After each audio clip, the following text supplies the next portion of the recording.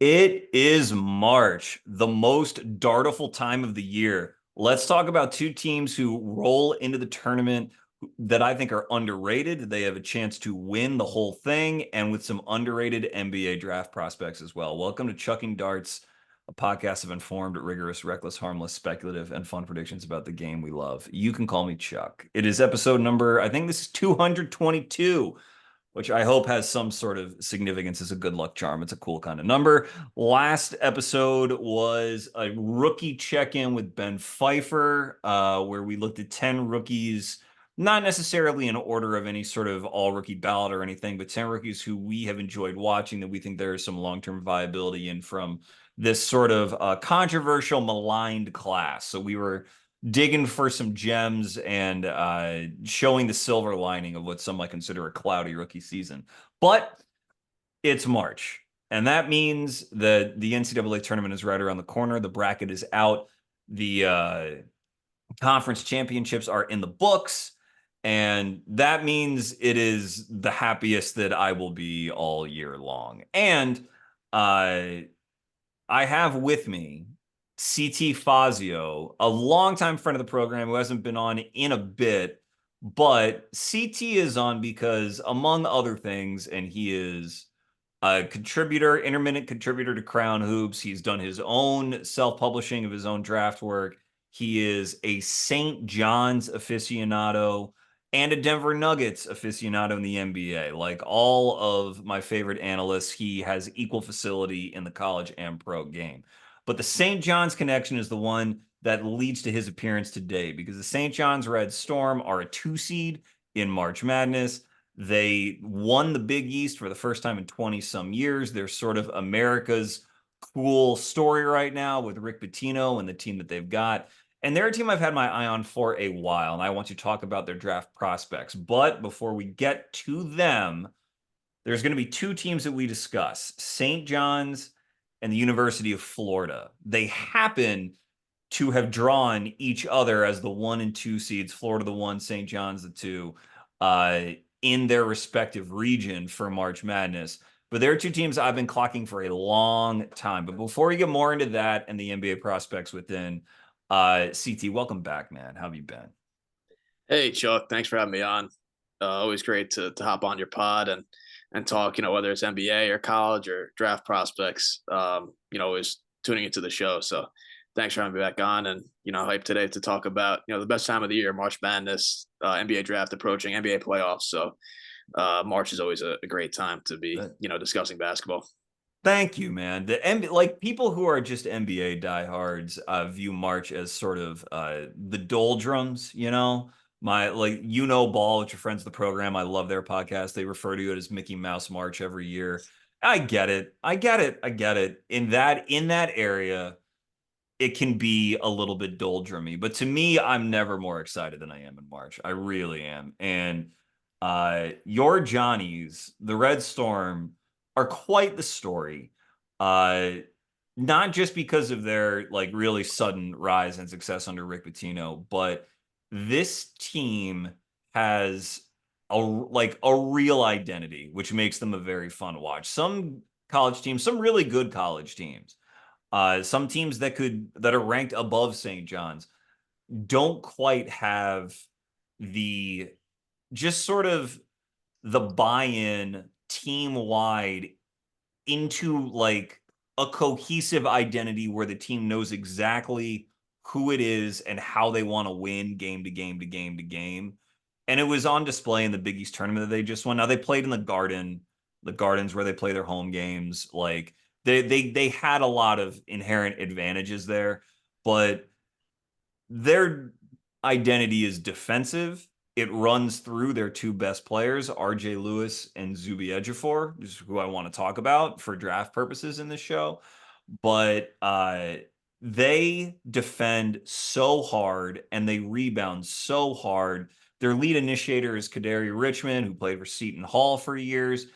He was a draft prospect once upon a time, but the jumper never really arrived. So now he's just this giant 6'6" triple double threat who can D up on the other end. That's a lot of fun. And they just overwhelm teams and wear them out. And they make for a very fun watch. And so, how has your experience been in following them this year? Do you have any big picture takes on the team and their chances in March before we drill down into RJ and into Zuby? 100%. Yeah, I think the team has come a long way, especially from last year.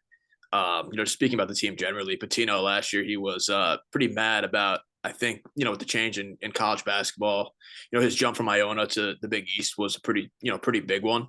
And last year he had a lot of recruits from the Ivy League, and he was pretty, I would say, angry about how they kind of fared in the league. He had a lot of, obviously his quotes are always top tier. As far as when the team's losing, he always has some great quotes. And they had a team last year that did actually lacked a lot of athletes, just across the board, whether that was guards, whether that was forwards and centers. And this year the team is completely flipped around in that aspect, as they have top tier athletes across the board, 1 through 5, across their team. And I think obviously you have to start at the top with RJ Lewis and his kind of jump and development. And he was injured last year. He had some shin splints. He had a big procedure on both of his shins. And he was going to be a contributor last year, but unfortunately his season kind of got impacted in that way. But Patino's a guy who's won everywhere he's been. He's an elite college coach, Hall of Famer, obviously. And he's been a guy who's kind of adapted with the times as well. As far as his offense is concerned, he's running a lot of, newer principles compared to when he was at Louisville. And defensively, like you said, this team, that's their identity. The offense is going to be hit or miss, but the defensive side of the ball is always going to be there. And I think that's going to give them the best chance to really advance far in March. And take the fandom aside, for me, I think, their team is the #1 team in defensive efficiency in the country. So I just think that stat and just their kind of makeup overall as a team, I think gives them a chance to really go far. And for me, I would be shocked if they don't go far in the tournament, because I think they just have the formula to do it. So I think this team has a Final Four national championship ceiling if all things go correctly. I think they do too. And just so everyone's clear, this is not like we're not gonna like pick the bracket game by game, because this is gonna be more of a draft centric episode. I'll probably get something else out about like my bracket whenever it is that I pick it. And it's kind of a shame that St. John's and Florida ended up in the same region, because I like both Right. these teams so much and have liked them for so much of the season. But in RJ specifically, you said offense is hit or miss, the defense is always going to be there. That really, he exemplifies that. RJ is a 3-year player, so technically a junior, but an older junior. He turned 22 in November. So he's basically been senior aged this season. And he started out at UMass, then transferred in the summer of 23 to St. John's. That was going to be his first year last year. You mentioned the shin splints. And his profile is of, a player who will take shots, but, make them intermittently. He shot basically 76% from the line on, nearly 340 career attempts over 3 seasons, and over 200 attempts from 3, and he's like 31%.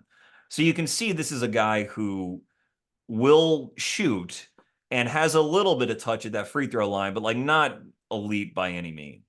What I like so much about RJ and why I think he is so underrated as a draft prospect is that, number one, being a kid who's been coached for 2 years under Patino, the defensive intensity, the defensive effort is there, and RJ is a legit at least 6'6" in socks to my eye, if not Yep. taller than that.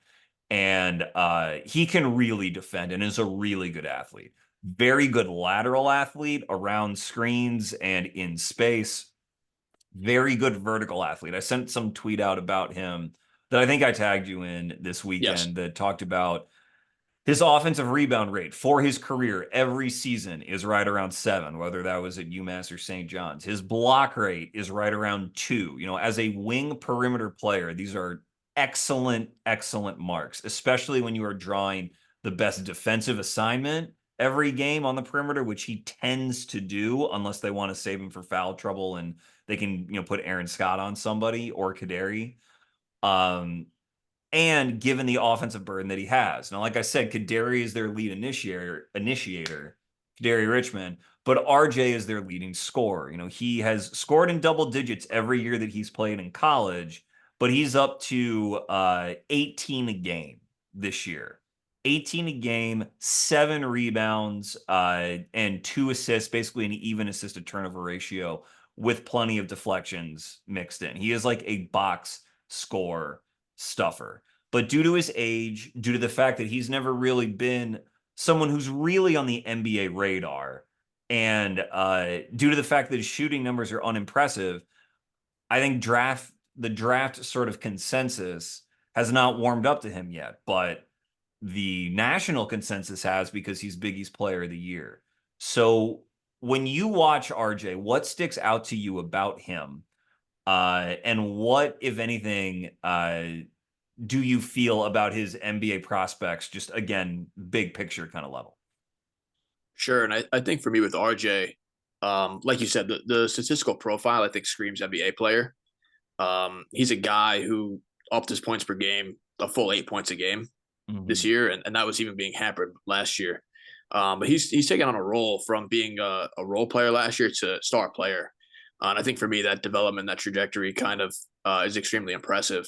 But the thing with RJ that really stands out to me is the defense, like you said. And offensively, he's going to be a bit more hit or miss, but I do like the way that he's able to score in bunches. In the first half yesterday, the game against Creighton, he had 2 points, was in foul trouble a bit. And then the second half, he just exploded for 24 points in the second half and got, he's Big East Player of the Year, first team Big East player, first team All Big East as well. I would assume he's going to be an All American too. Coming up, once the season's over. But for me, it's the defense, like you said. And St. John's has a bunch of great defenders as far as perimeter guys are concerned. And that's why they've been so successful this year, because other Big East teams don't have that athleticism. They don't have that length, height, athleticism combination that St. John's has. And I think RJ is at the center of it. Defensively, he's a guy, like you said, taking on the best assignment each and every night, whether that's a point guard, whether that's a wing, could even be a big, a big in the paint if needed. St. John's does a lot of switching. There's been a lot of clips this year that you've seen their peel switches that's gone viral. Pitino's really coached them up to really understand the nuances of switching defense. And that's just, they've been able to shut down entire offenses. Like you look at UConn as a program who Dan Hurley puts in obviously great offense, and St. John's were able to stymie them. But RJ, I think he has legit stopper potential in the league, which, again, I think stopper is a strong word, but I do think he has legitimate, you can put him on the best offensive player on the other team, whether it's a guard or a wing, and he can have an effect on them. His lateral quickness at his size is rare. 6'6", 6'7". Yeah. He can get from point A to point B laterally in a split second. That's something that I really have seen rarely over the past couple of years. And it's the combination of the athleticism, his length, and his quickness. That is something that's extremely impressive on that end of the floor. And he's a guy you can put on smalls, but also he can play big as well. Like he's a guy you can put on the ball, say you could stop this guy, or we could put him as a guy in rotation as well, making weak side blocks, being there vertically as meeting the roll man as well. Defensively, that's where I think that's going to be his calling card in the league. And offensively, I think he's got growing potential, and I think he's really kind of showed out on that end of the floor. I'm sure we'll talk about that after his offensive game, but definitely defensively is where it's going to be his calling card in the league. And for me, I have a first round grade on him this year. I just think that as far as the profile is concerned and what he brings to the table, as far as what NBA teams need, I think it's a bet I would take in the first round. Yeah, I agree 100%. And I think, first of all, there's a couple things in there that I want to tease out that I feel like I believed before the season, but it's fun when you feel like you learn lessons through a player. Like that's why I do this work, is to learn more about it as I go. And I think RJ sort of solidifies a couple like truths that are obvious but are worth restating about draft evaluation. Because look, I mean, he is, I presume he's also Defensive Player of the Year. Or no, maybe Kalkbrenner was Defensive Player of the Year in the Big East, because he always wins it. Yeah. Yep. But the point is, as being a really good wing defender for a really good defensive team, someone might be listening to this and maybe they have a favorite college team, and the listener says like, well, we have a wing stopper on our team and they're such and such and they're very good. We have an all conference defender on the team we like, and our conference is the Big 12. And so maybe that guy's an NBA player, blah, blah, blah, blah, blah. And it's true that you can find really good perimeter defenders in college. You're in college for multiple years and you have sort of the desire and you have some tools, you can become a very good defensive player. What distinguishes RJ, again, I said it quickly, but I'm going to go back and state it again. Whether it was at UMass or St. John's, it's 3 college seasons. First year at UMass, he played 23 minutes a game. He transfers to, and he was not a starter. He only started 8 games out of 27. St. John's, he starts 9 games out of 23. He has the shin splints issue, as you said, only plays 21 minutes a game. And now this year is the year where he's like a starter, no question, starting every game. So it's really his first full season as a starter, playing 32 minutes a game. But in every single season, no matter his age, role, or usage, he averaged double-digit points.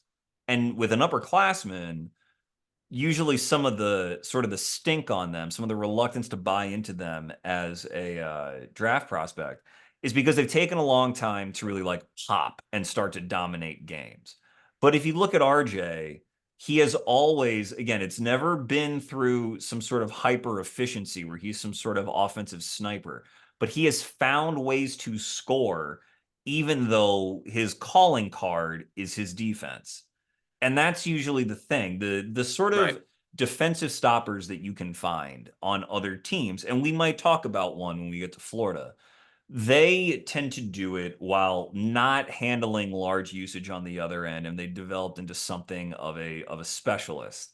I don't know if listeners will remember this person, but like Leaky Black on UNC a couple years ago was on their team when they went to the national title game. He was a real defensive specialist who was low usage on offense, and he actually got an NBA cup of coffee with the Hornets. I don't know if he'll be back in the NBA, but like he played in the NBA as another like real defensive pest with wing size.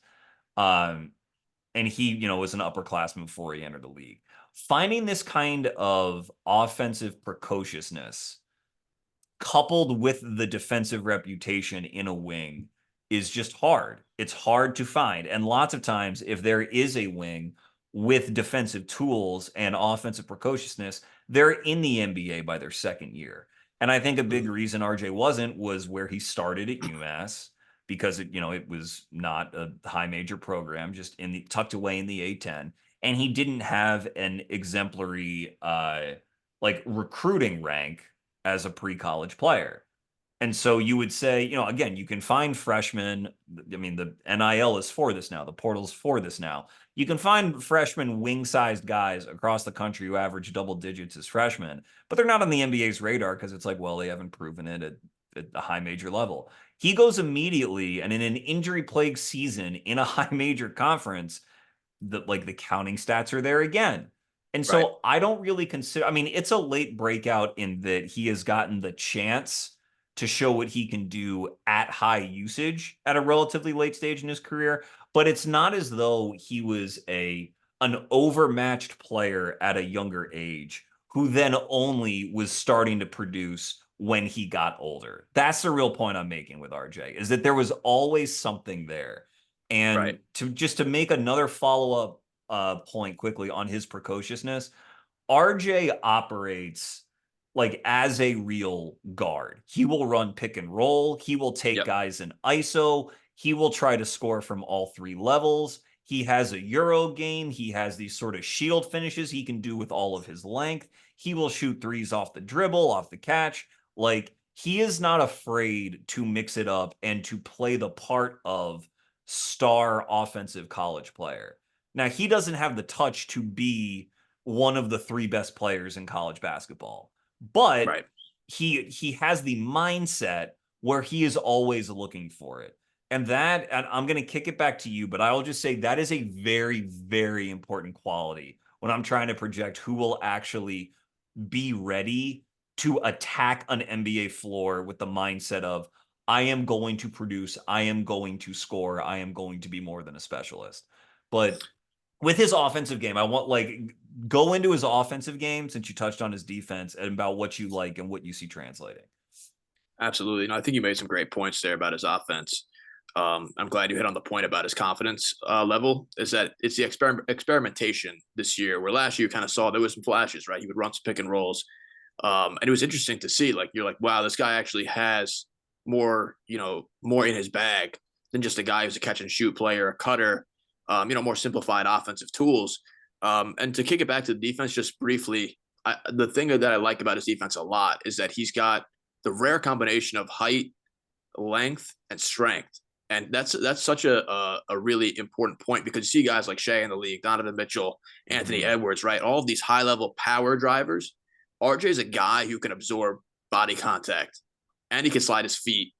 And that's just such a rare combination defensively, right? And then if we kick it back to the offensive game, and I think too, screen navigation, he's really, really adept at getting around screens, getting skinny, able to really get around, guys like Haugh on the right who are really big and good screeners. Like he's able to really navigate those screens. And that's such an underrated trait, I think, defensively, screen navigation. But if you combine that with the strength and the length and the athleticism, I think that makes for a perimeter stopper that's pretty rare. But as far as the offensive game is concerned, something that really stands out to me is his ability to play off of 2 feet. And that might be a little bit of a simplified kind of way to look at it, but for me, I just like that his ability, whether it's in pick and rolls, he's able to play off of 2 feet, getting to his mid-range game, where that's where he's really most comfortable in his mid-range game, off of the pick and roll, getting to the free throw line and below for those jump shots. But even in pick and rolls, he's actually hitting catch and pull-up threes out of pick and roll, and it's his ability to go down to the post and actually back down smaller guys. Like even in last night, he had Ashworth on him. He's not afraid to call out those guys and say, we're going to take you down to the post and I'm going to bully you to the rim. And it's even some guys who are bigger and stronger than him as well, that he's able to do that. And he's just got a confidence that I think offensively is really intriguing. And like you said, 33% on 126 attempts this year so far, which again, not great as far as the percentage is concerned, but it is an improvement from last year. And I think the passing is really underrated as well. 2 assists per game, but he's able to hit cross court skip passes, able to hit players, whether it's Zuby and pick and rolls, right at the rim, and give him a nice kind of lob radius target there as well. But offensively, though, I think what's going to stand out, and I think this is a pretty intriguing point if you compare it to the NBA, Peyton Watson's a guy that I think this year offensively, his game has not really progressed. His shooting has gotten much better, but when push comes to shove in a playoff series, I'm not too confident that his offense is going to be there. And defensively, he's right now a one-way player. RJ, I think he brings the defensive. I'm not comparing the two either as prospects, but as far as their profile is concerned, RJ he's gonna profile as a defensive-minded prospect, and that's what Watson is now. I think RJ has that confidence offensively where he's not going to be a liability on the offensive end. And I think that's so important, is that you need to be a two-way guy in the NBA, at least for a certain threshold to kind of hit as a rotation player. And I think RJ kind of brings that to the table, where his defense is going to be there. And I think offensively, he brings enough where he's not just going to be a catch and shoot guy. He can operate in pick and roll. He can cut. He can punish mismatches, right? And I think that's so important as far as his kind of trajectory is concerned, is like sticking into the league. So I think his defense is way ahead of the offense, but offensively he does show a lot of intriguing flashes. And like we said, the production is there. 18.7 rebounds, 2 assists a game. The production is there as being the lead guy on a Big East offense, being the number 1 team in the conference. But also too, in the NBA, he's not a guy who's going to get the ball and be the lead contributor offensively. He's a guy who I think is going to be able to really scale down his role and fit into an offense and play off of other, star players. But I think that's where really his role is going to come into play, that this experience this year, being that number 1 guy, is going to really help him in the long run. Yeah, it's interesting that you bring up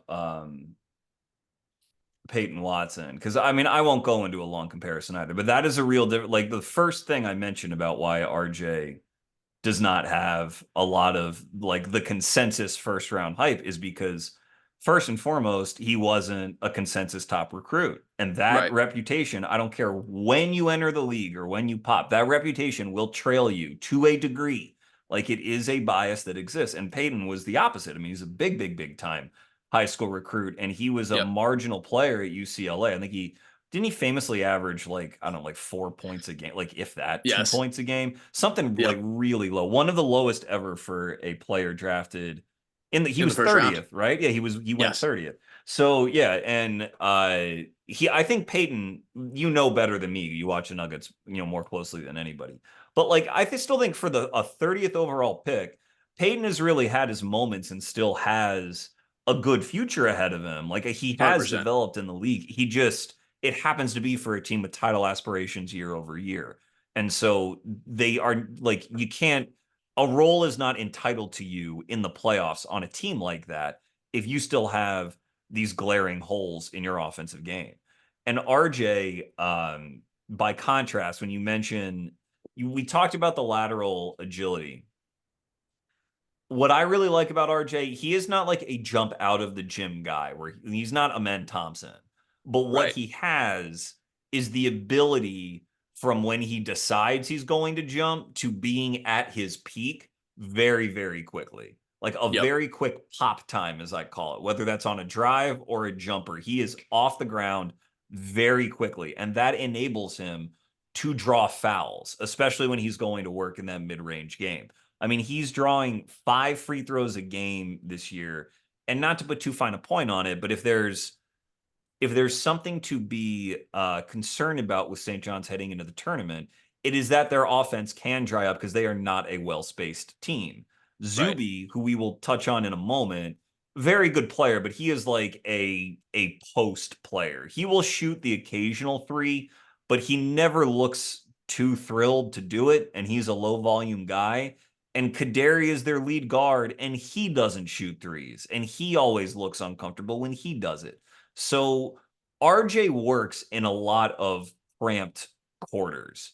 And his Right. ability, like that verticality that he has, the ability to always get to his jumper in the mid range is very useful. And for anyone saying, like, oh, well, the NBA is about layups and threes, it's not really about the mid range. First of all, any area from which you can confidently score is going to help you in the NBA, period.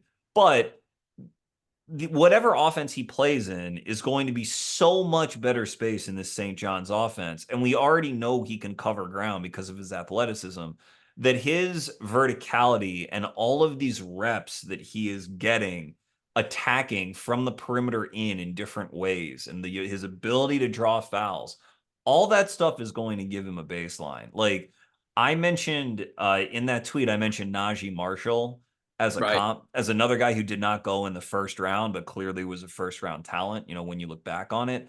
I think the two guys that I think of with RJ who have, reputations as streaky shooters or whatever, but they've clearly shown a lot of NBA value are Najee Marshall and Dylan Brooks.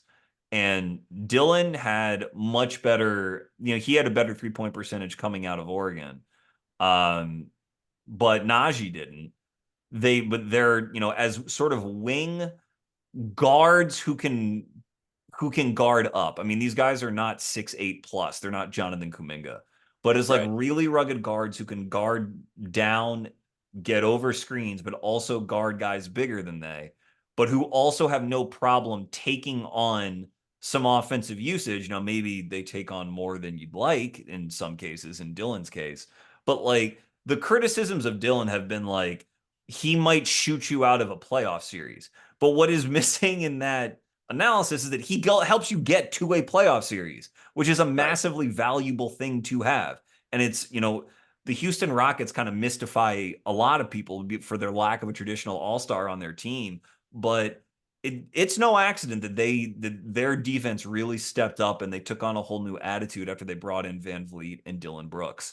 And I can see RJ having a similar sort of path where the numbers are never like super shiny, but his team always just seems to be a little better and a little tougher, fly around a little bit more with him on the floor. And I just love that kind of player.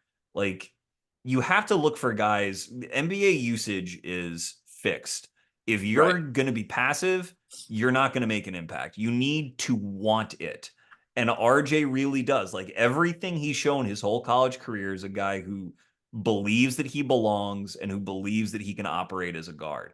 And that I like you need to have that. You just need to have like such a high degree of confidence that I believe he has. So that's why I'm just such a big believer in him. Like, do you do you think that he once he gets into the NBA, do you think that his shooting limitations kind of they confine him to sort of like a 15-minute a game role, or like in the case of Dylan and Najee, I mean, those guys regularly play in the mid 20 minutes range, if not higher. Like Right. how much do you think a good team can lean on him?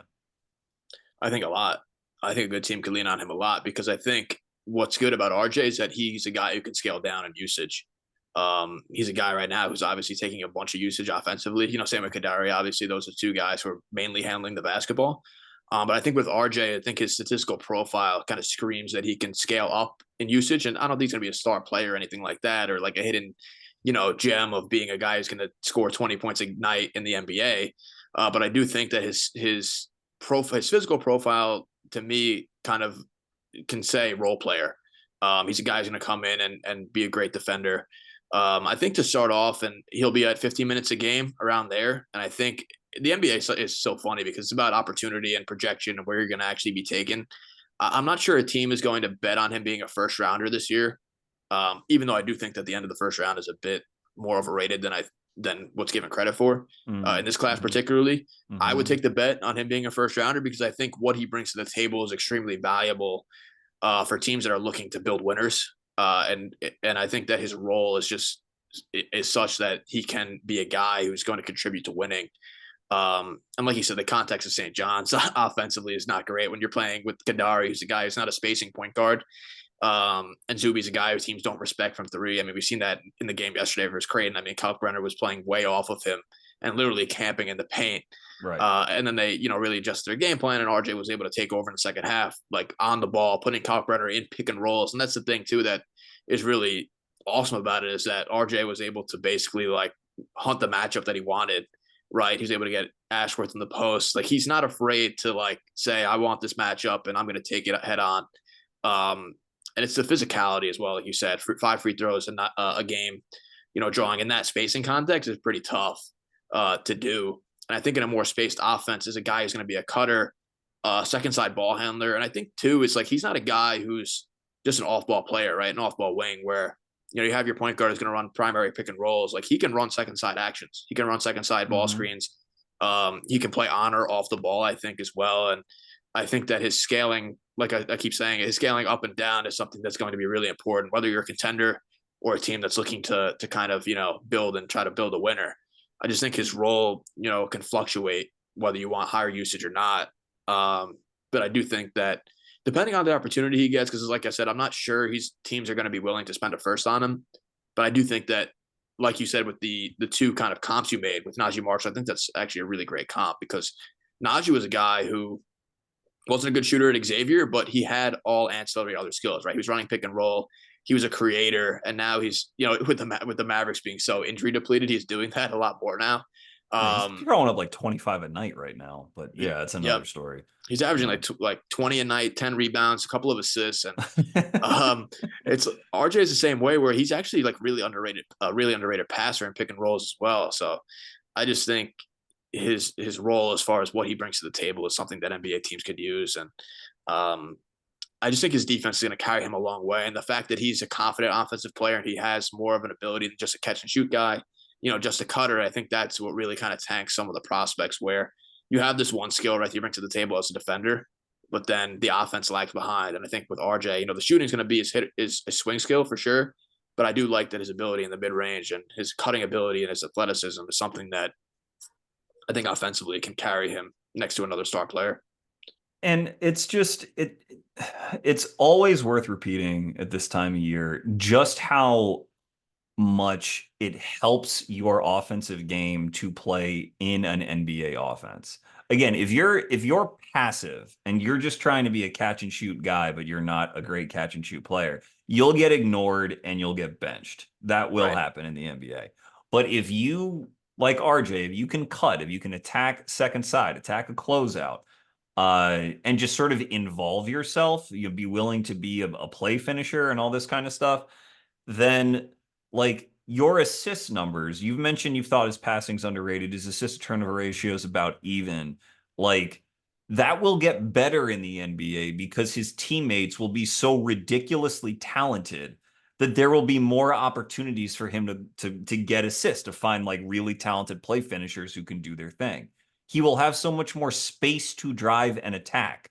That's just what happens in the NBA. Like if you Right. need to pass a certain threshold to get your foot in the door, but if you pass that threshold and all of a sudden you have NBA space with NBA caliber offensive teammates, that matters more than the quality of NBA defender you're going to face, especially if you're wing sized. If you're an undersized guard, then NBA length is really going to bother you probably. Right. But if Or you just a big are, guard too. yeah, and if you're a wing with wing length and you're comfortable attacking space, then like the NBA is more of an enhancer of your offensive talents than an inhibitor.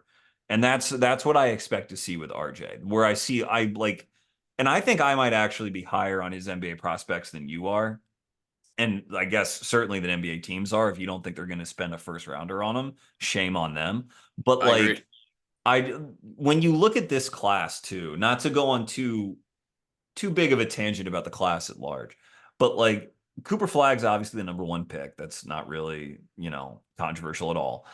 In terms of the most athletic perimeter player after him, VJ Edgecombe is likely that guy. Right. And VJ's an incredible athlete, but he's more of like guard.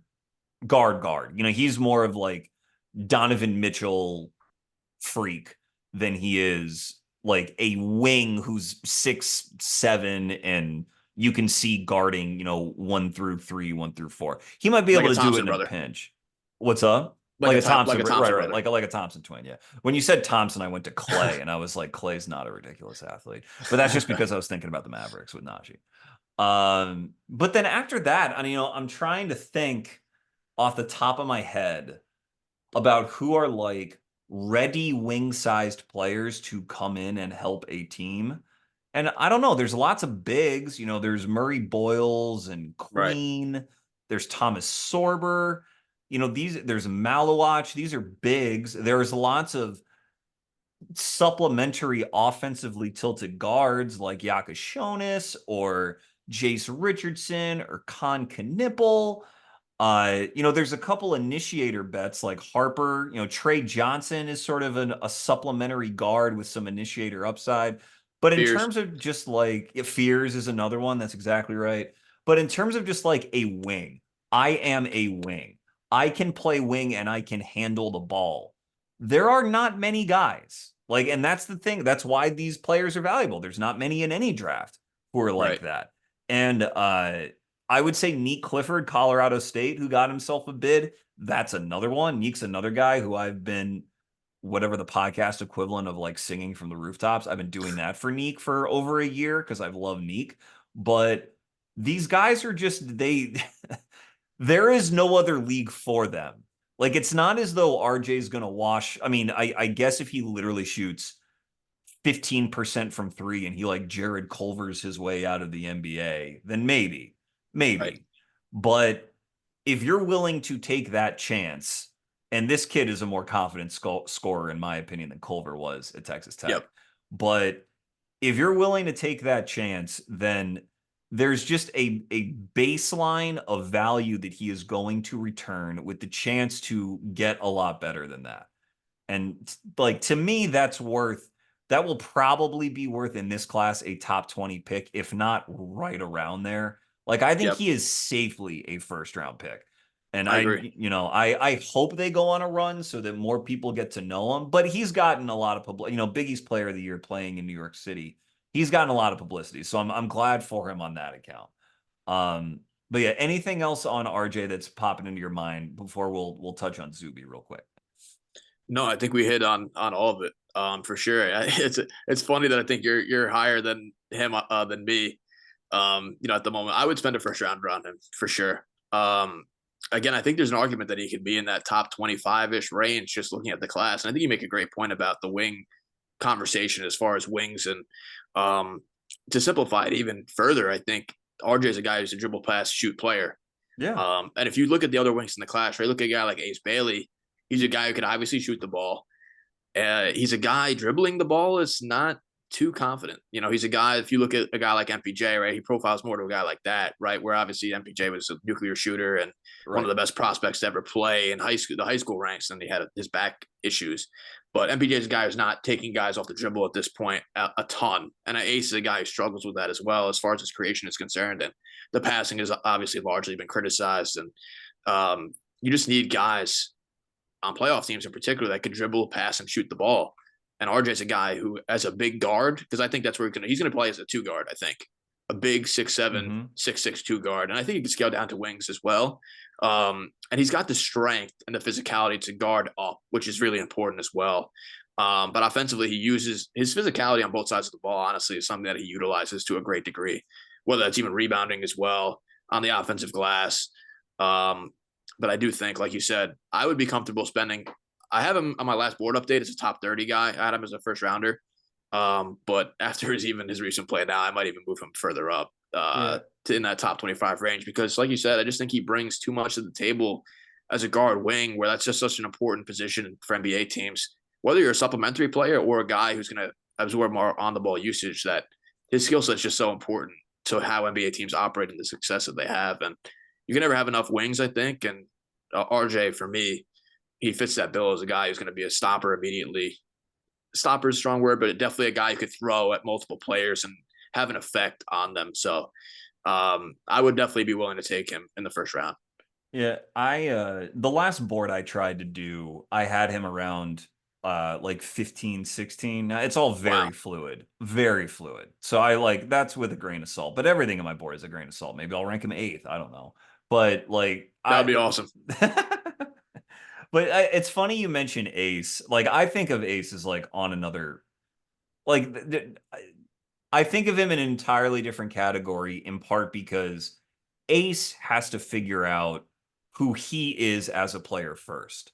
Right. I will have Ace ranked above RJ in all likelihood, but Ace needs to understand what his own strengths and weaknesses are the most before he can begin to sort of help a team.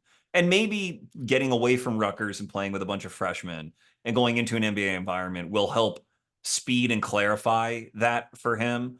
But that's a guy who's it is going to take a while. It is definitely going to take a while. And so if you're going to go on that journey with him, that's great, but you better really think that the juice is going to be worth the squeeze. Otherwise, you are taking a long time to have a guy try to figure himself out on the court over multiple years. And it's not Ace's fault. He's 18. A lot of 18-year-olds need to figure out their game. I'm sure RJ, when he was 18, he could have fit it. He wasn't playing college basketball yet. So everyone has their own race to run, but it is when you're entering the draft, that's a consideration a team really has to make. And I think as far as another guy that you're very familiar with, we talked about off mic, but Christian Brown spent 3 years in college before he entered the league, and he was a better shooter percentage wise than RJ, but he was a low volume guy. And there was a question if he'd ever get enough of them up. And he probably had a more appealing statistical profile in terms of efficient scoring, but Nuggets aren't regretting spending a pick in the 20s on him. So it would be a great story if St. John's went really, really far and RJ got that shine. I'll be interested to see how he does at the combine. Brown tested very well at the combine. I would expect RJ to test very well at the combine too and make himself some money there. But he is definitely a guy of mine in this class for sure. Yep. He'll definitely get a combine invite. I think at the least this year, as far as him declaring or staying in the class, I think he'll definitely get a combine invite. Yeah, for sure. He definitely will. Infuriated if he didn't. Yeah. But yeah. It would be malpractice. I think just to like you said, just to kind of wrap up the RJ conversation, I think that if you look at his profile, right, as a guy who's his height, 6'6", 6'7", dynamic athlete, he's like we said, he's not a Thompson level athlete, but he is very, very athletic for a guard. And his physicality, teams in the league this year that are going far, right? If you just look at the Celtics of years past, the Nuggets had a pretty athletic backcourt as far as, Brown this year, right? KCP was pretty big for his size, and the year before Hmm. that, Murray, I Hmm. would say, is a pretty big guard for his size, not really athletic because of the ACL tear. But you look at the Timberwolves, right? Guys who you have Anthony Edwards and you have Alexander Walker and Hmm. McDaniels, I would say, is a big wing guard, right? You have those guys that are just so tall and lengthy and have strength and physicality. So that's where the league is trending, I think, right? Having bigger guards out there, and the small guard is kind of being a bit phased out Hmm. in some instances, I would say. But as far as those wing players are concerned, like teams aren't putting out a 6'4" shooting guard anymore. Like teams are putting out guards who are 6'7", 6'6" as far as their backcourt is concerned. And I think RJ kind of fits that bill as a guy who, fits that profile that teams want and are looking for, and kind of this new age of playing big across the board. I think that's really what's coming down to it, because you're small out there, you're just going to get targeted repeatedly. So Yeah, I mean, this is the article I've wanted to write for over a year, but I can't because my life is busy, which is about that exact position group that you're talking about, which what I call switchblade guards. That's right, Derek White, that's Drew Holiday, that's Jalen Suggs, that's Herb Jones, that's Cason Wallace. These are guys who can operate a pick and roll in a pinch. They're not going to be the lead offensive initiators or even a second option on your team, but they bring their most value through their versatility on defense. Caruso is another one of these guys. Like OKC targets him all the time. Aaron Wiggins is kind of like that for them. And right. OKC is 1,000,000,012 this year because of it. So like, yes, I have held back in calling RJ that full stop because he's not the lead initiator on his college team. But I don't know if you feel good enough about his passing, then maybe he will be that, and certainly possible. So yeah, I'll go RJ. Go RJ for sure. Yep. Yeah, so let's talk Zuby for a minute here. Unless you think there's any draft talk about Kaderi that you want to do as well. I will give you the floor to do that if you'd like, but otherwise we can move on to Zuby. Yeah, I think Kadari's just been, Kadari Richmond's been a guy he's kind of like fluctuated on my board as a second rounder over the years, and guy who'd Hmm. get on like as a two-way. I think he's going to get a shot. He's definitely going to get a summer league shot. I would be shocked if he doesn't get a two-way deal just because of the production. And he's a guy who brings a lot to the table as far as a passer is concerned. He's a guy who's like a walking paint touch as well, despite the spacing concerns. Like he's able to just bully smaller guards and get to the rim. I really like his passing, his rebounding, really good at transition as well. But yeah, I don't think Kadar is a guy who's like a, untapped potential guy like RJ is. But I think he's going to get a chance for sure. Yeah, I don't think Patino did him any favors a couple weeks ago where he's just like, he's always injured. He's injured all the time. Like, I think Yeah. Patino was trying to say he's really tough and he plays through nagging injuries. But if I were Kadir, I'd be like, what the hell, man? Like, why are you telling people that I always am banged up? But Yeah. yeah, he's a fun player. I mean, he is a load in terms of physicality and handling the ball. Like, if he gets ahead of steam, like the defenders are backing up and getting blown back, but uh almost seems more of like a novelty player to me at this point. Like he like a real sort of bounce pass maestro. He loves his bounce passes, even though they might be ill advised, and a chest pass would be better. But like a Yep. really fun, cool player. And I hope that he has sort of a scoring hot streak because if he is shooting well and scoring well, St. John's will just win. That they have Yep. 4 losses all year by a combined 7 points. And that's with all these spacing concerns on offense. So if Kaderi is hot, they're just gonna win until maybe they run into Florida, but we'll get to Florida when we get to Florida. So Zuby turns 21 next month in April. He is 6'9", 235.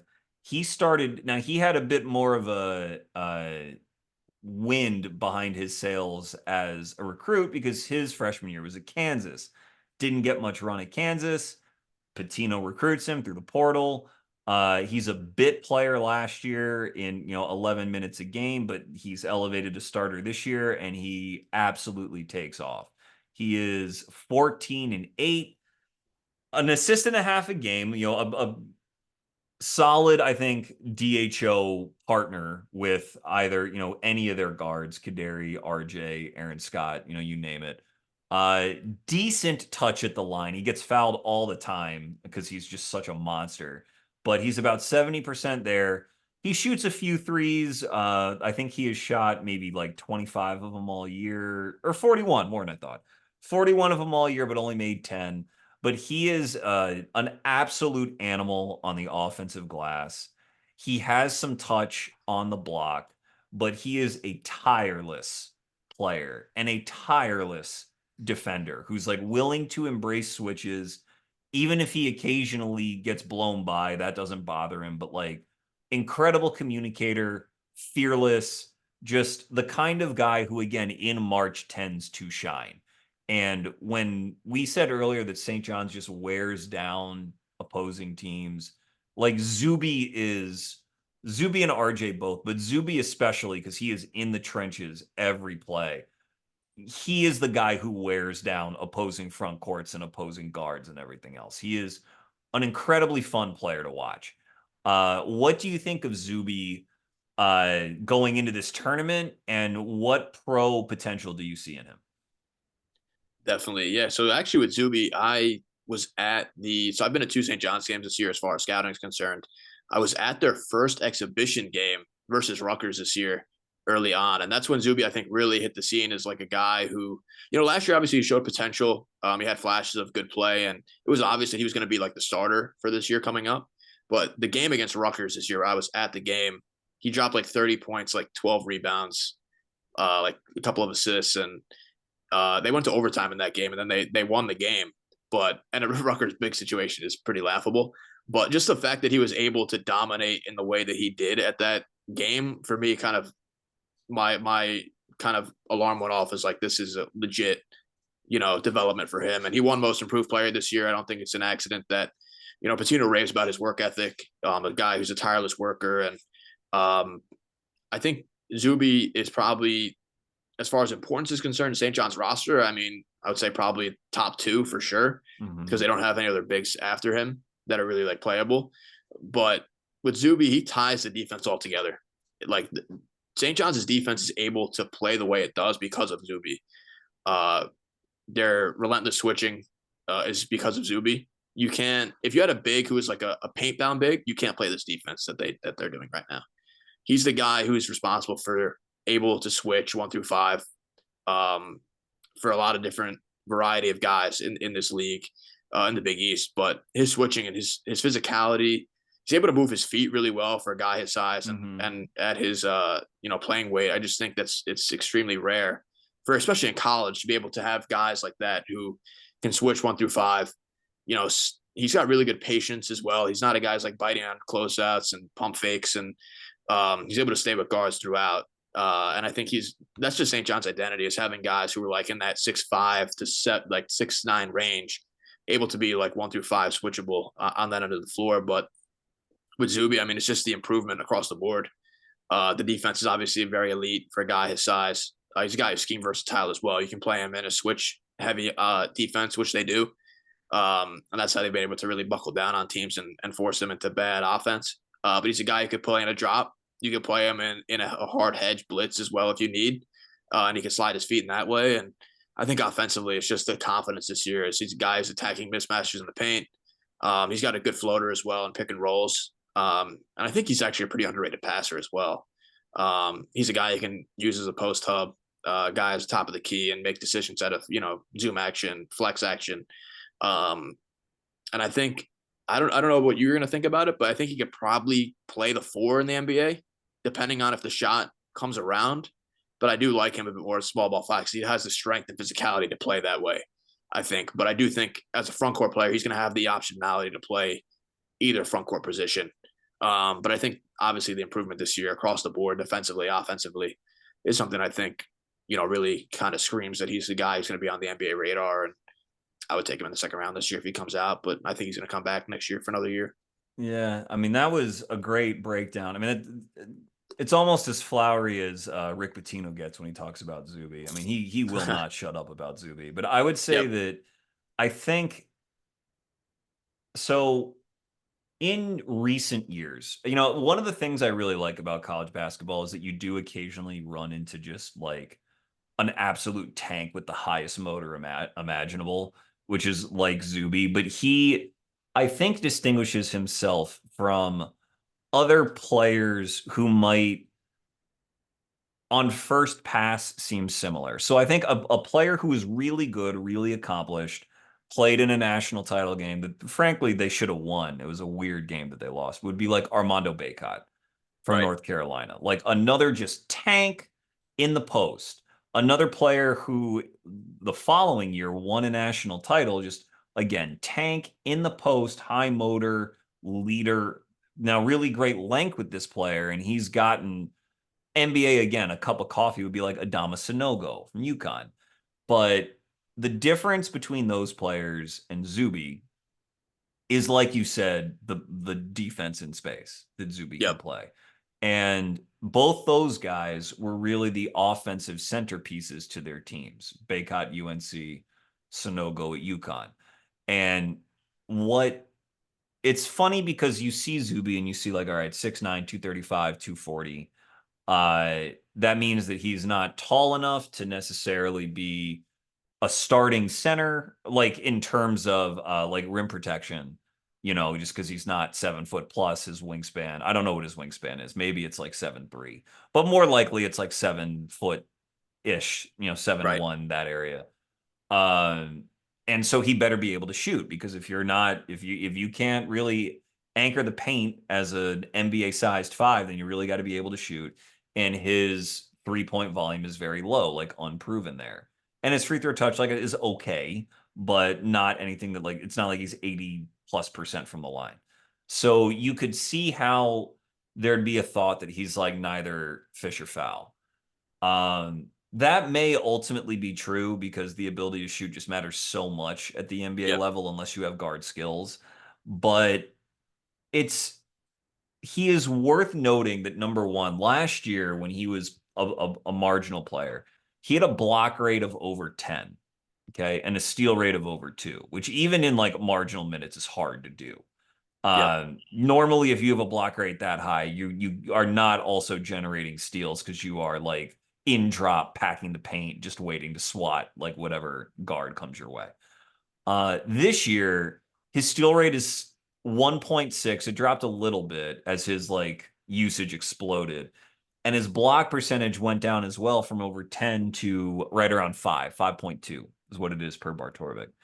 And that is deceptive because you would think on the one hand, okay, that isn't quite NBA starting five caliber. Starting fives are usually, block rate of like 8 or higher or something, just pick a number out of thin air. They're usually like closer to that or higher. But he is switching so much and is handling so many perimeter assignments that he Yep. is out of position to block shots. And all you need to do is look at that block rate of where he was last year, at like with a much, like, I guess, sort of smaller role on the defense, to know that there is real, like, it sounds redundant to say there's real defensive talent here because St. John's defense is so good and he's the biggest part of it. But like, even from a metrics standpoint and projecting him forward, like, to have a 5 block rate when you are guarding in space as much as that guy is hard. Like, that Yep. is not an easy thing to do at all. And to play at the minutes that he plays at, and to get a 70 free throw rate, which is what he has, which he's had both years, that means that like guys really cannot guard him. That is where you get in sort of the Sonogo Baycott neighborhood. They were the same way. They could not be guarded one-on-one. You constantly had to devote two because offensively on the block, they were such a load. And so, because I think Zuby distinguishes himself a little bit from them because of this defensive prowess and Right. projection, I think that it makes him very interesting to NBA players. Again, you want to avoid drafting novelties for novelty's sake. Like Kenneth Lofton Jr. is a novelty, with all due respect to Kenneth. Like David Roddy, I think a little bit was a novelty, all due respect to Mhm. David. Like, there are certain boxes you are just going to have to check, but Zuby, he was more productive in college, neither one of those players where, those were both mid-major guys. And I because defense, for what everyone else says, defense in the NBA does matter a lot. Like you need guys to make things marginally more difficult on the other team. If he can legitimately guard in space at the NBA level, if Zuby can actually do that, then he's clearly an NBA player, like no question about it. It's just guarding in space at the NBA level is like one of the most physically demanding things on earth that anyone can do athletically. So I will I don't know if I will get aggressive enough to put him in the first round. I've thought about it, but he will need to be so good on defense because on offense, without the shooting really being proven, I just have Right. to assume that he's essentially a center. That doesn't mean it can't work, but is he a better prospect than Jonathan Mogbo was last year? I don't know. And Mogbo looks like he's going to be a backup five. Mogbo springier off the ground probably a little bit, but maybe Smaller. Zuby a little bit more defensively accomplished. But it's just I would like to see the NBA accommodate someone like Zuby because he certainly has skills that other people do not have and contributes to winning in a very unique, badass way. So I want to think the answer is yes, but I want to watch more before settling on an opinion. For sure. And I think you make some great points there. I think even last year, looking at his production, he was really a lot more paint bound because St. John's had terrible perimeter defenders and Mm-hmm. Patino was always on it. Like my team, stinks athletically and they lack lateral quickness. And this year you have guys on St. Yeah. John's who look across the board right at their perimeter. You have Simeon Wiltshire 6'4", you have Aaron Scott 6'7", Kadari Richmond 6'6", 6'7", RJ 6'6", 6'7". That gives you I would say the leeway to switch a lot more than you can than last year. Just having that physical profile and guys who are that strong and athletic. And Zuby's the guy that ties it all together because he's the guy in the paint that's able to switch on guards and hold his own on switches. He's able to play in space, versatile defensive, coverage for sure. I think switching is a bit overrated as far as Biggs' trajectory and defensive kind of ability is concerned. Mm-hmm. Because I do think you have to play a bit more of drop coverage and at the level, right? But I do think that if you can play all three, which I think Zuby can play all three. But if you give him the switching to add to those two ideas, and like you made the great point with Baycott and Sanogo, those guys couldn't switch, right? And I don't think those guys could even, if you put those guys in drop coverage, like they're getting cooked as well. Yeah. Zuby's a guy who you can play legitimately in three schemes of defense. Drop the level, can play is switching as well. And I think that switching gives him at least an ability that makes him stand out comparatively to other bigs. And I do think, like you mentioned with Mogbo, again, another great point, bringing up a guy like that. Mogbo is significantly smaller than Zuby. Yeah. And he's definitely he's got less bulk to him as well. Zuby's a guy whose motor just never stops, whether that's on the glass, whether that's on defense. And he's really physical as well. And he's been willing to take the jump shot this year, which has been great to see. Teams are just leaving him open as far as him getting the ball and being an initiator type. Even last night against Kalkbrenner, he was willing to fire away, which is important, I think, offensively. But I Yeah. do think that that kind of jump shot is going to have to come around. Whether that's on limited attempts, he's going to have to up that percentage. And I think going into next year, because I would assume I would be shocked if it's a combine invite. I mean, maybe he does. I think there's probably a chance that he does. But I think for next year, if he ups that 3-point percentage, I think we're talking about a guy who's going to be a first rounder. Interesting. Yeah, I don't see. This is the thing that kind of frustrates me about the NBA. The pre-drafting is not a new concept, obviously, but if you are confident that he is a three-pointer away from being Rotation worthy level. of a first round, right? Then as an NBA team, you should absolutely just take him because Agreed. it's not like Rick Pitino next year at St. John's and be like, all right, Zuby, shoot 4 threes a game. That's not going to be the game plan. You're going to want to win another Big East title, maybe another national title, having Zuby be Zuby. So it's not Right. like he's going to get those reps in the college game to begin with. And if there's anything that the NBA game can give him, it's open catch and shoot 3-point looks because he'll be left alone. So what better environment to work that out in? I don't know. And just again, this is not to go on too much of a tangent because I do think this other player is a better prospect and certainly like a flashier passer with some more hub potential. But like Colin Murray Boyle is going to go in the top 10 in this draft. And Yep. he is a little less than, I'm trying to say, he turns 20 this like in June, and Zuby turns 21 in April. So that means that is he just less than a year younger? Is that correct? I have that right? Just trying to think. Anyway, point is Murray Boyles plays sort of a similar way, or at least that shooting question persists on him. He's a bit more of a savant, like more of an offense unto himself. But if he can't shoot, then he's going to have real trouble, in my opinion, returning the value where he's going to be drafted at. And I don't think the Right. Gulf should be top 10 to work on your jumper and come back next year. Like Right. something is getting screwed up there, even though I think Murray Boyle has a bit more skills and a bit more twitch. It's just that it's interesting. It's interesting how the NBA will like absolutely stamp you as a blue chip guy in some instances, whereas really a similar player experiencing a much higher level of success, by the way, even, St. John's roster surrounding is better than what CMB has at South Carolina, where like the reputations could just be so much different. But uh, yeah, anything else you got on Zuby? I think the CMB point is interesting as well. I think CMB has more ball skills than Zuby for sure, as far as a guy who can put the ball on the deck a little bit more. He's got more of a bit of a creation bag. And I do think the Mm-hmm. passing is definitely tiers better for sure. But he's undersized at 6'7". So it's like, is he going to play the four next to a guy who can shoot at center? That's That's the question because Yeah, man. against Vise, I think he's got the strength and physicality, CMB, to be a difference maker against centers, because I think that is important because he doesn't have the length. You have to make up for that in other aspects, and he does have the strength and physicality ability, and he's very smart defensively as well.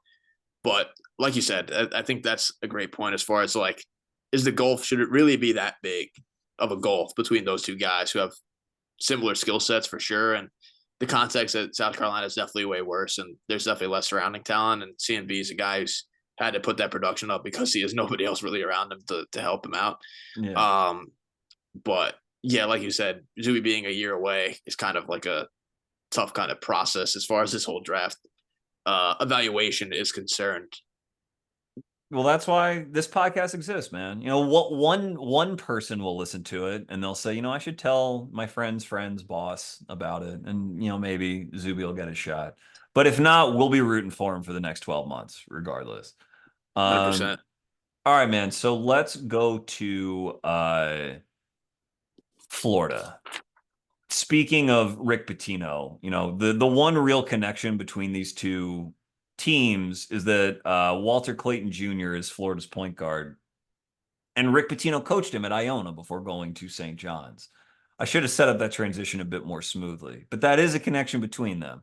Nonetheless, Florida is, I don't know if they were actually considered the number one overall seed in the tourney, or if Duke is, or what, or maybe Auburn is, weirdly, even though Florida's beaten them and won the SEC tourney. But the Florida Gators are, in my opinion, the best team in the tournament.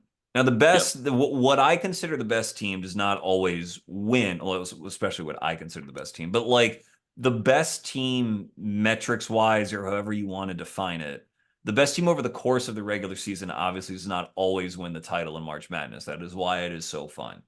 In certain years, the best team is so sort of undeniable, and they have so many different ways to beat you, and they have so much areas of like dominance, like UConn the last couple of years, in my opinion, especially last year, where like it really doesn't make sense to pick anyone else to win the title.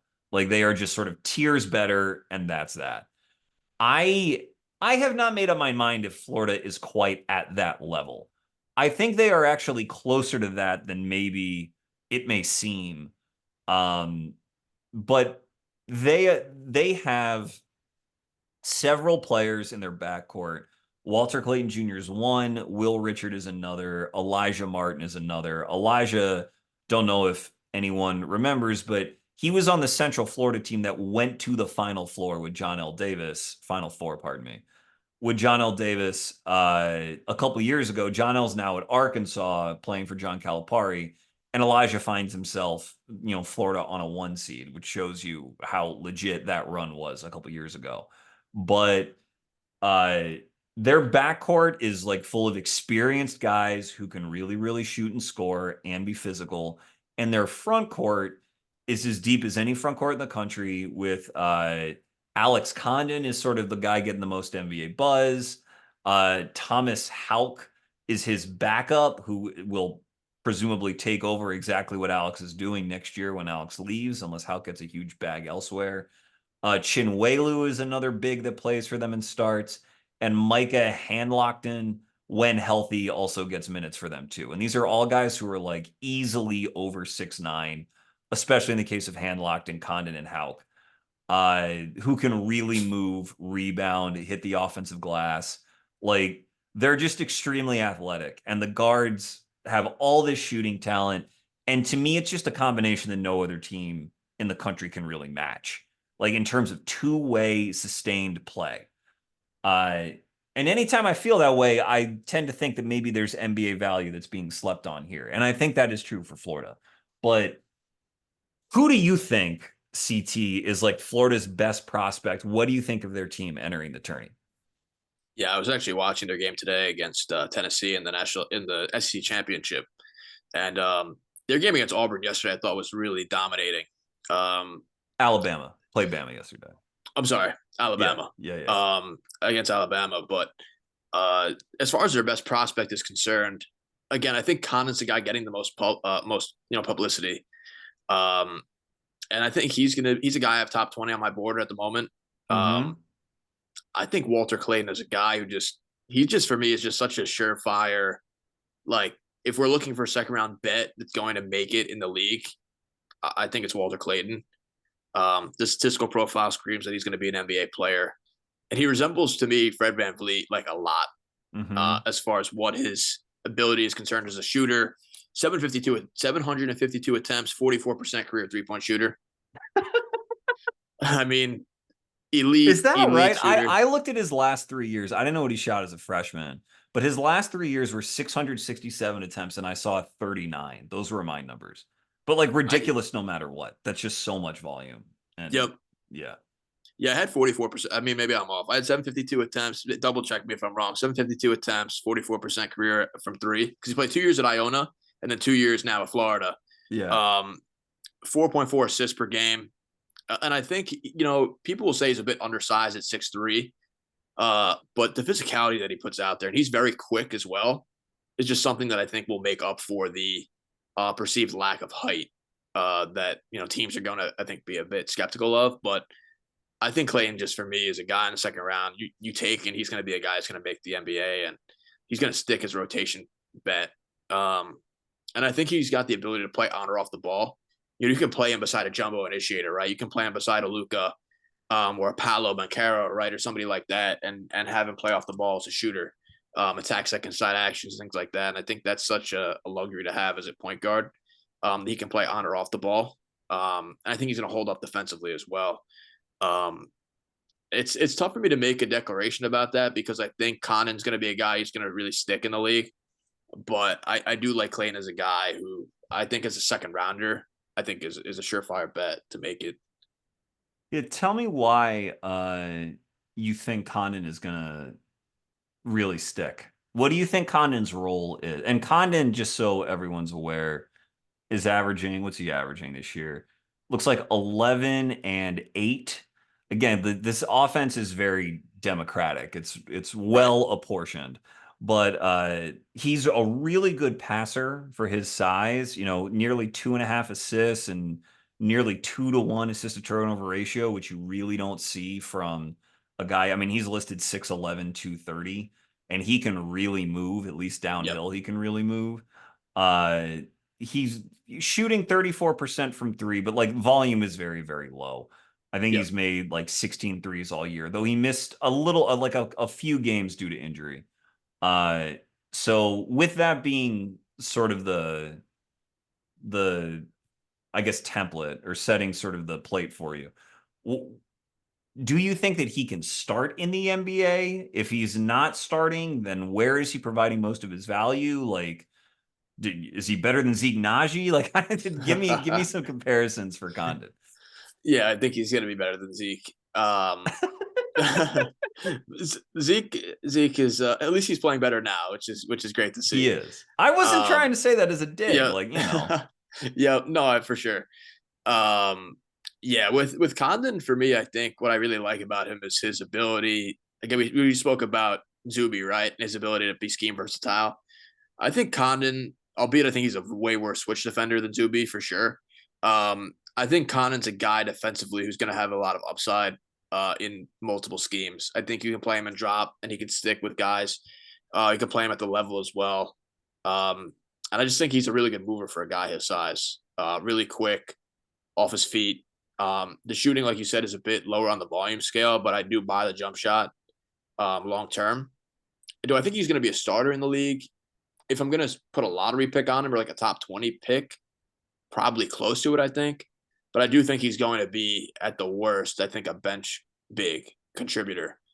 Just from a guy from, if you look at his, profile as a guy that tall, that well of a mover, the guy his size, and I think the passing is something that's really, really good as well. A guy who keeps Mhm. the ball as a hub, at the elbow, at the foul line, from the top of the key as well, and he can make you pay as far as backdoor cuts. Like Florida, him and Clayton have a really good dynamic as far as linking up, as far as their back cutting is concerned, um, and even with Richard as well, on that end of the floor. So I think with Condon, he's a guy who's just going to bet on the defensive mobility being there, and then the offense being well enough to keep up with that.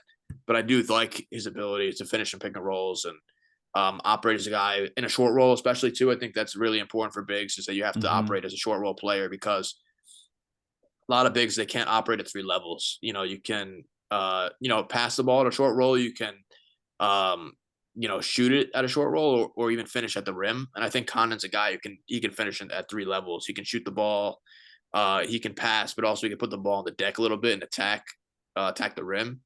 So I think with him, those are the kind of the aspects that I really like. But as a starter, I wouldn't say I'd be cemented in that perspective, but I do think at the worst he'll be a bench big.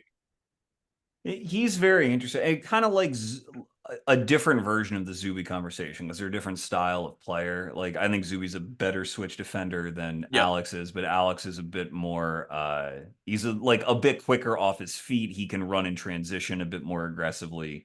And he can process in the short roll better. Not that that's like necessarily bad for Zuby, but it's like if Condon sets a screen 30 feet from the hoop, he will be 15 feet from the hoop in like a half second and the ball's coming out. Like there's just Right. a level of ground coverage and relocation of that ball that Condon has that's very, very special. Now, I don't know if I rank that quite in the top 20 or in the top 25 because the NBA has so much skill that there's lots of players who can set screens and make plays out of the short roll, but they can also threaten to pop and get that shot off and be confident in it and really punish defense. And Right. that's what I don't know about yet with Condon or with Haugh for that matter. They beat Auburn on the road a few weeks ago when Auburn Yep. was the number one team in the country. And that was like the really big eye opening Florida win. I will pat myself on the back and said I was on the Florida bandwagon like long before that and have helped make a friend very happy with that. Shout out to Izzy, my buddy. But what sticks out about that game when I watched it back was that so Janai Broome is like the national player of the year or whatever, or probably will be national player of the year for Auburn. I'm not going to get into Janai's NBA bona fides right now, but Janai is like whatever he is. He's going to be 24 this summer or something, 23. Like he's old. That whole Auburn team is old. They're like as old as the Oklahoma City Thunder. There was like that stat about. They're Big just Kamazara. like the oldest, biggest team in the country. Yep. what makes Janai like the real secret sauce to his game is that he is very flexible through his shoulders, through his upper body. Not quite Şengün level. Şengün's like a real freak. But like he's flexible through his shoulders. He has a very good left hand going over his right shoulder. And because of his flexibility and because like we mentioned with RJ, but his ability to get off the ground quickly. Like he can get that shot up really, really quickly so that like a defender is not really ready for it and can't react to it in enough time. And that's where Janai compiles a lot of his offensive stats. And on defense, he's long and he's flexible and he's off the ground quickly.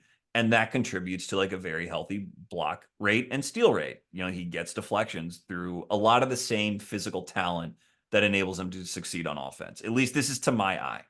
Mhm. And when he was matched up with Condon and with Haugh in that game, he was like, what, how, it's supposed to be easier than this for me. Like, how are these guys? How are they handling me? Like, how can they get off the ground as quickly as I can and Right. contest me this well?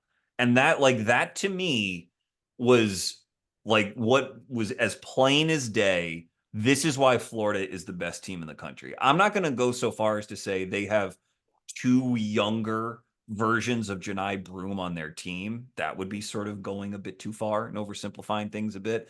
But both Haugh and Condon can move step for step with a guy like Janai. It might be faster than him end to end on the court. They both get off the ground like very quickly. And Haugh in particular has like absolutely zero chill about him at like whatsoever. Condon plays really hard and with a really high motor. That whole team does. They're all very locked in. But Haugh is like a maniac coming off of the bench. And he actually has a better shooting profile than Condon does. Condon might be a bit better of a vertical athlete. And again, there's that passing dimension that I think Condon's better at. But I think Haugh is like a real NBA prospect. He may not Yep. get the love this year because he's coming off the bench, but that dude is something else to watch. Like when his hair is on fire and he's playing as hard as he is. So like when, but I don't know what to do with that for a pro, like a real pro projection without a ton of confidence in the jumper.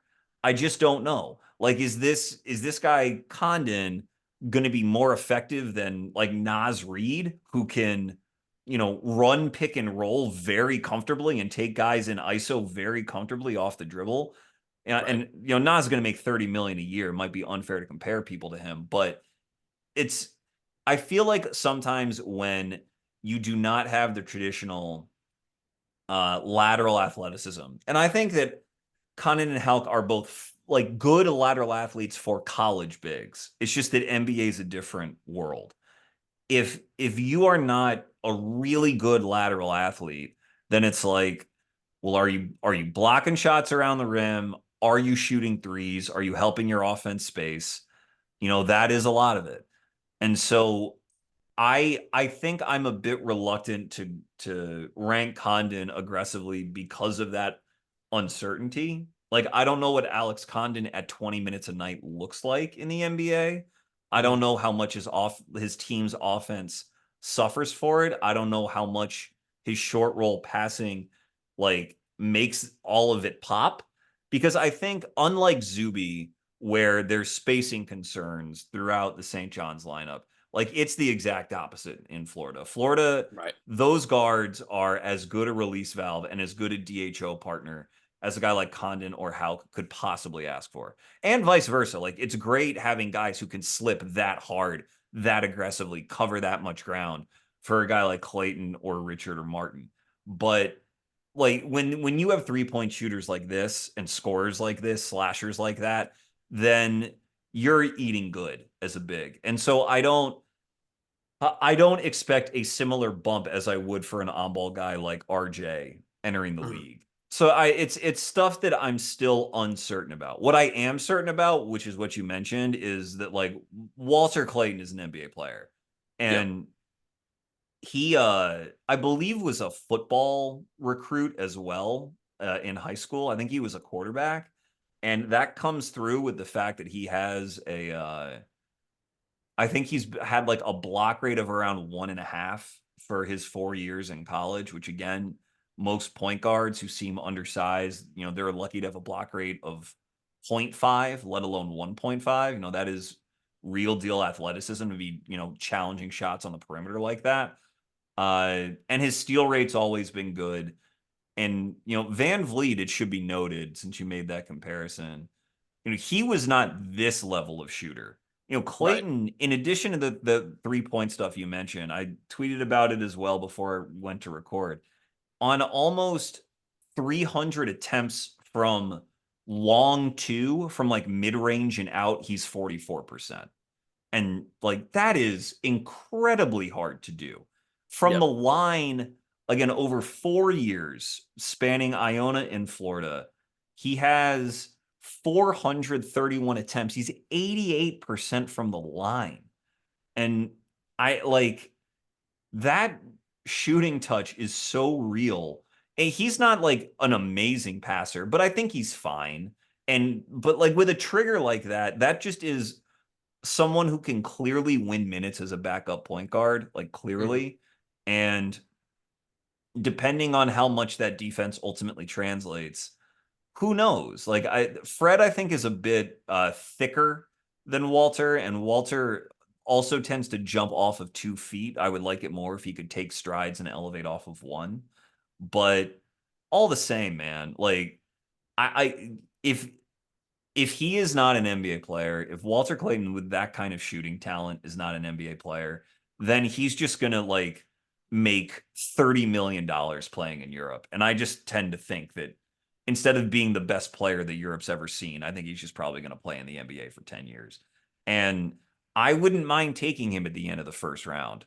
I agree. Once you get out of guys that you feel like you can really build your team around, I just kind of I'm of the mind now that I just want players where like I'm not gonna have to teach a bunch of stuff to, who can just sort of come in and do their job and help better players than them. And the quickest way to do that is to be able to shoot and pass and like survive on defense. Yep. And that is Walter Clayton. And so I'm like, yes, do it. Don't care. Like if he's undersized, he's undersized. That means he'll only play 15 minutes a night. That's fine.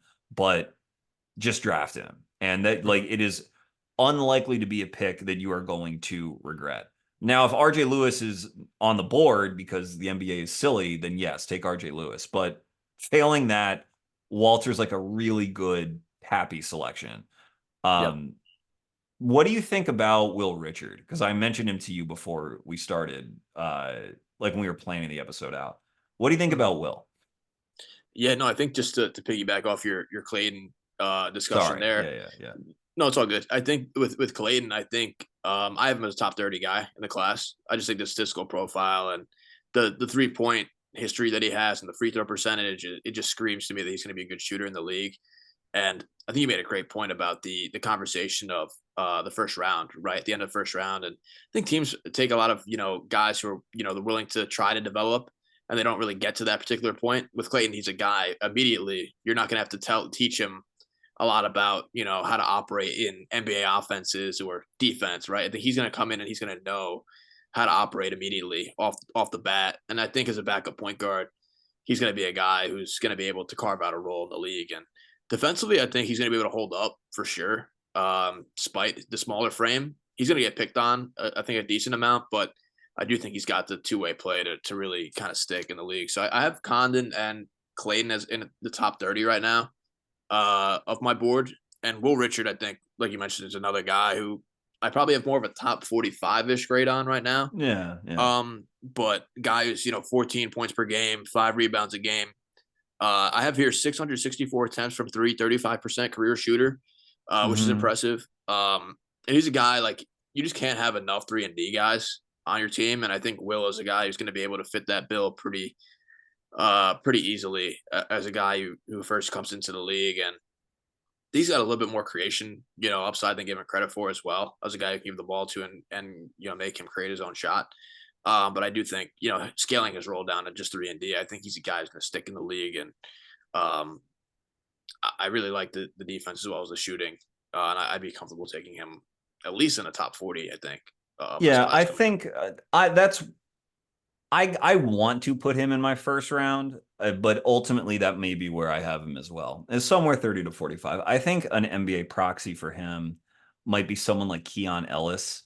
Keon Yep. was another guy who was like really low usage, even as a senior. And like Richards has always been low usage at Florida. This is his third year at Florida. He was like a poppy kind of freshman at Belmont and then immediately transferred. And he's sort of been on my draft radar ever since. But uh Keon, like Sacramento Kings fans love Keon. He's like a folk hero there because their lineups tend to be always better when Keon plays more.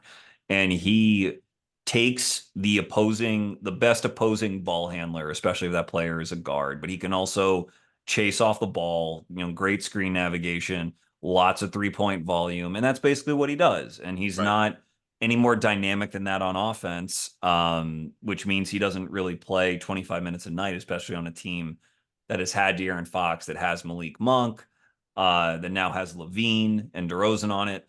Like there's so much offensive talent that the Kings can't really bring themselves to bench any of those guys in favor of Keon. But if Richard is that level of defender, and I'm not like 100% sure that he is, like Keon might move in space better than Richard, but if Richard can get over screens to the degree that someone like Ellis can, then it's like, yeah, the 3-point volume is clearly there. He's always been able to rebound, and in my opinion, always been able to slash and at least make connecting passes. He's not what Christian Brown was as a connective passer coming out of Kansas. Brown was like top of the heap in terms of like ancillary passers in that class. Right. And Will Richard is not that by a long shot, but I think that his ability to fit into a team this good just it matters a lot to me. Like he and Clayton, I mean Elijah Martin too, but Richard is a better defender than Elijah is. Yep. He is at this point in my opinion a better defender than Clayton is. And they just, it's a lot of experience winning a lot of games. And if there's one miscalculation I'm making about this team, it might just be that like maybe the real reason they're in my opinion just better than everybody and a constant matchup nightmare is Condon and Haugh. And so maybe Mhm. that's where the real NBA value lies with this team, is having guys who can, like we said, operate the DHO with so much suddenness and ground coverage and lift and all that stuff with some stretchability as well. But I don't know. It's going to be interesting to track where the players from this team go, because I really think there's a lot of NBA value here. I think Richard, even if he finds a place in the league, it'll be a relatively small place, but that's still one of 450 and good on him for, if he's able to do it. But as far as Clayton, Condon, and in my opinion, eventually Hauk, uh, like really, if they win the national title, which is what at this point I expect them to do, it's always fun to see the imprint those teams make on the league. And going back in years past, you had UConn the last 2 years, Clayton was on those teams. Jordan Hawkins was on the team 2 years ago with him and Sonogo. Cam Spencer and Castle last year. The 2022 Kansas team had Brown. The 2021 was that Baylor that won that year with Jared Butler and Davion Mitchell still sticking around. Like there's always kind of something. Ty Jerome's having this renaissance. He was on the 2019 Virginia team with DeAndre Hunter.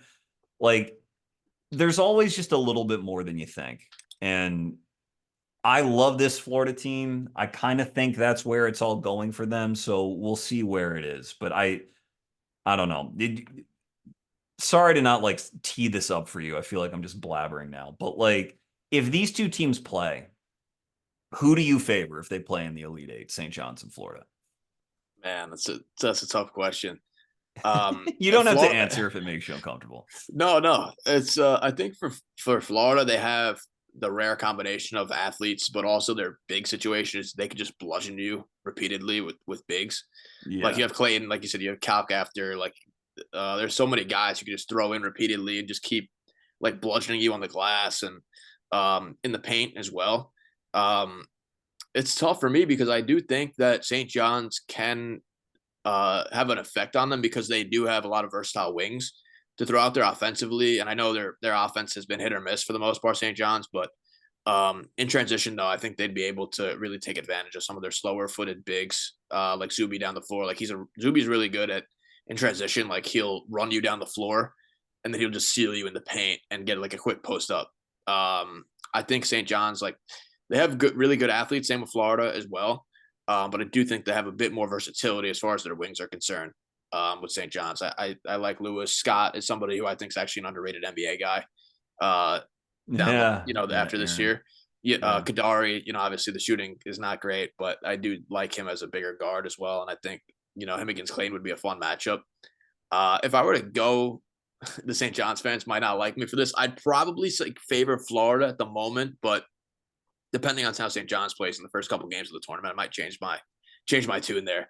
But I think that'd be a phenomenal matchup, and it kind of stinks that we have to see it like so early on. Like I wish that'd be a national championship game, right? Like that'd be amazing. Yeah, But man. I think Me Florida has too. more. They have more depth. With St. John's, it's very narrow with their first six guys. They only play like six or seven guys really in total.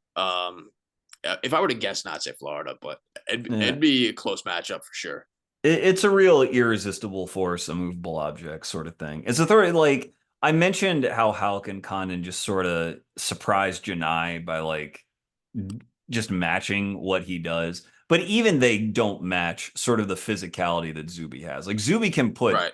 fouls on both those guys very quick, and Chinwelu as well. Like I know Mhm. they have waves of bigs, but like all of them are going to be, I don't want to say chum, that'd be disrespectful. But like Zuby will not be worried about any of them and will go at Right. all of them. And you could say that, if you stick RJ on Clayton and he really tracks him and snuffs him out, then you have Elijah, who's still like a really good player, and Richard, but Richard is not an initiator and Right.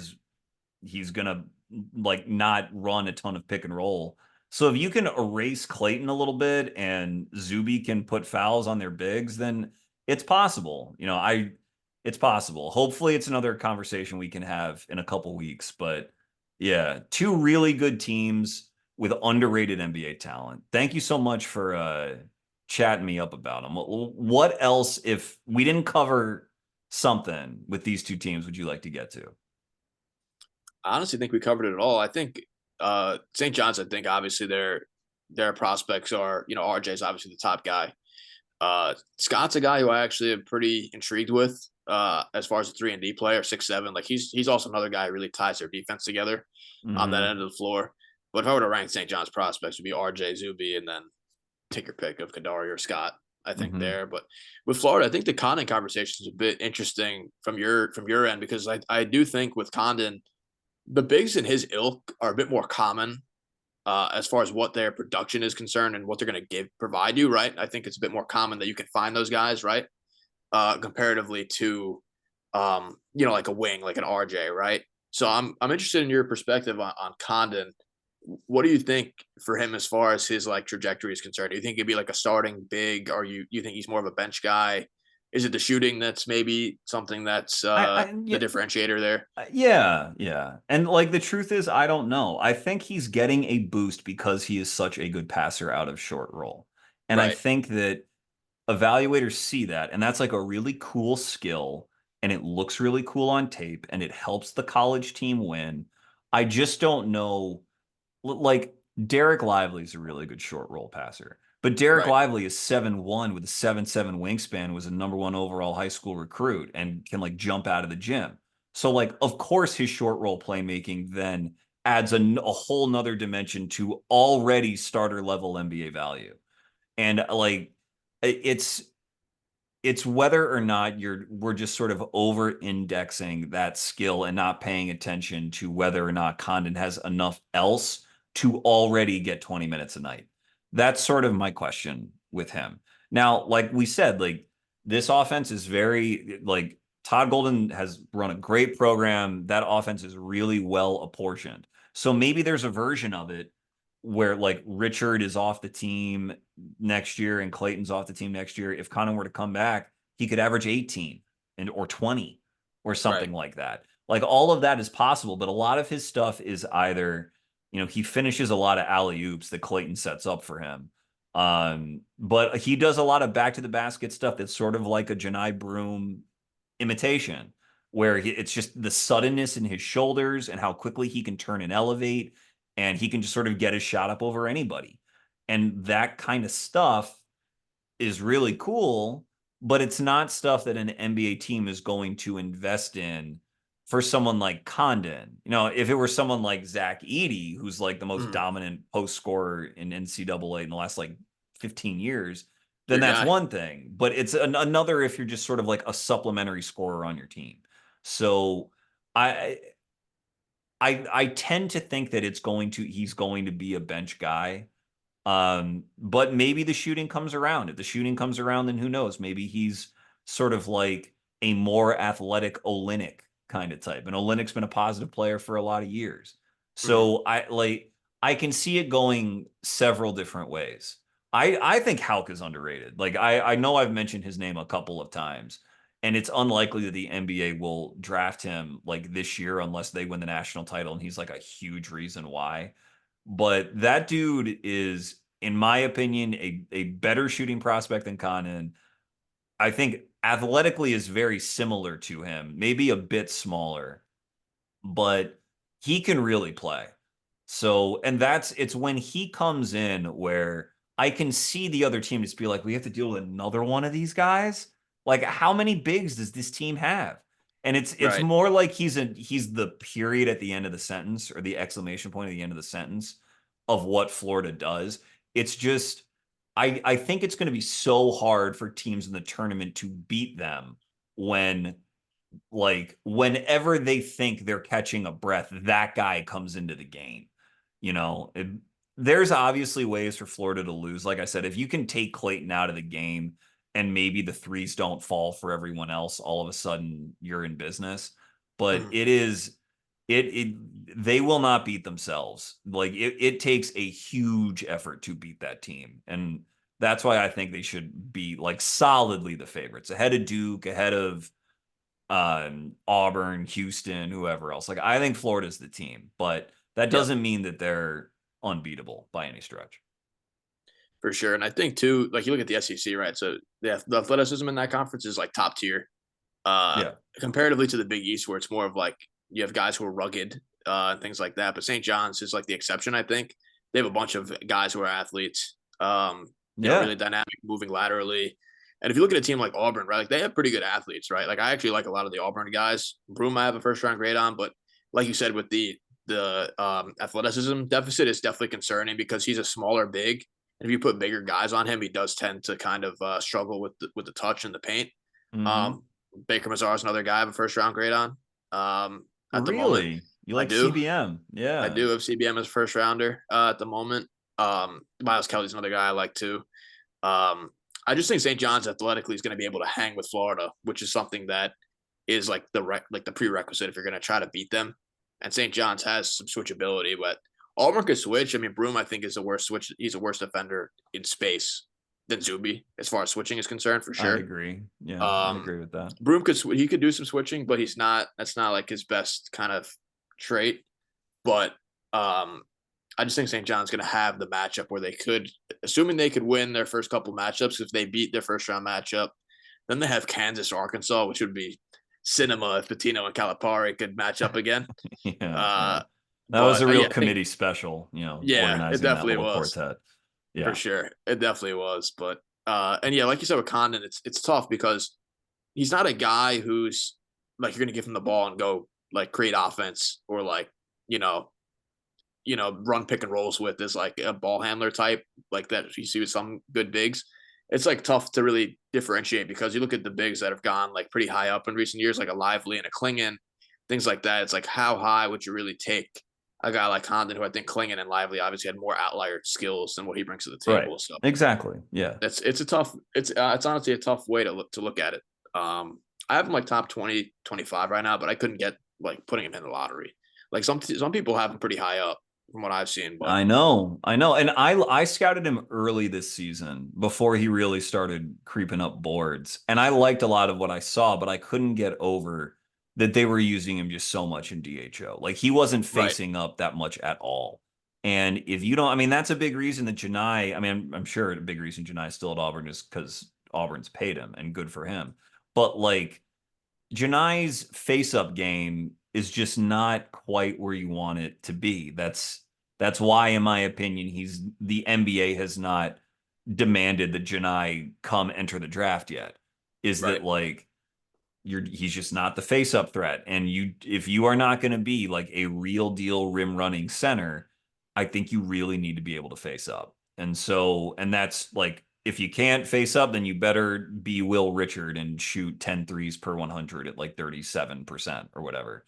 And so that's where it becomes difficult for Condon or frankly for Zuby. But I think they are both as two of the more like linchpin bigs in college basketball this season. I think they are interesting tests of whether or not the NBA has a space for their kind of athleticism because they are very athletic, both of them, hmm clearly. So I unfortunately I'm kind of cynical that without the ball skills, it's just going to be hard, but that doesn't mean that it's impossible. So I'm willing to keep an open mind on both of them. for sure. No, I definitely agree. Definitely interesting prospects, St. John's and Florida.